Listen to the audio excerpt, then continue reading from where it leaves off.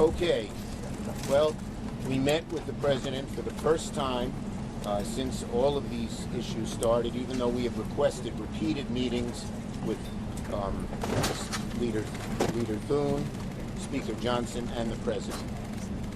We have very large differences on health care and on their ability to undo whatever budget we agree to through rescissions and through impoundment, as well as pocket rescissions. And I think for the first time, the president heard our objections and heard why we needed a bipartisan bill. Their bill has not one iota of Democratic input. That is never how we've done this before. When I was leader, we negotiated 4 times with Republicans, and we never had a shutdown. And so it's up to the Republicans whether they want to shut down or not. We've made to the president some proposals. Our Republican leaders will have to talk to them about them, but ultimately he's the decision maker. And if he will accept some of the things we asked, which we think the American people are for, on health care and on rescissions, he can avoid a shutdown. But there are still large differences between us.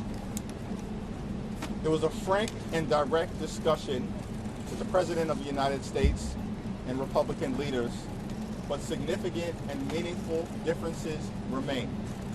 Democrats are fighting to protect the health care of the American people, and we are not going to support a partisan Republican spending bill that continues to gut the health care of everyday Americans. Period. Full stop.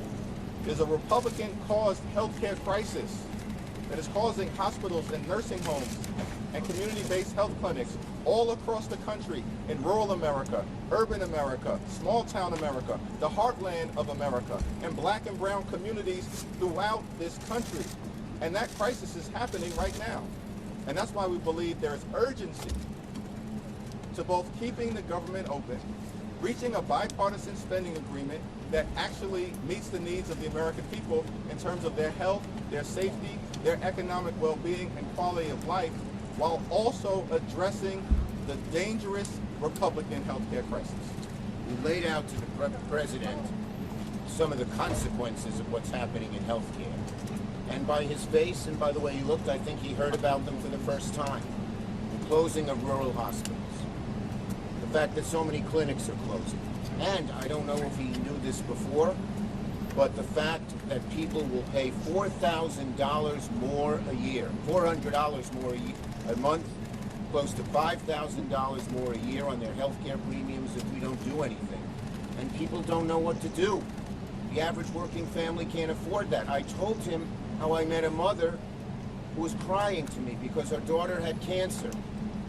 And what has happened with health care, with what they have done, she's going to watch her daughter suffer and maybe die.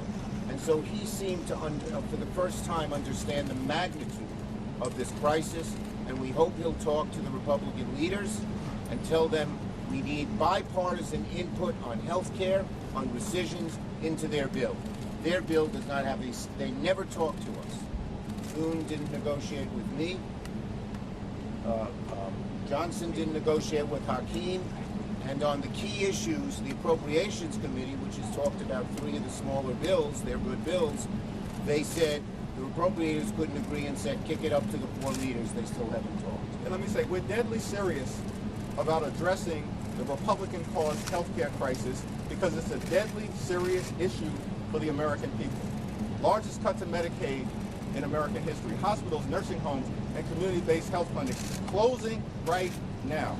The fact that more than 20 million Americans are on the brink of experiencing dramatically increased premiums, co-pays, and deductibles because of the Republican refusal to extend the Affordable Care Act tax credits, which benefit working class Americans.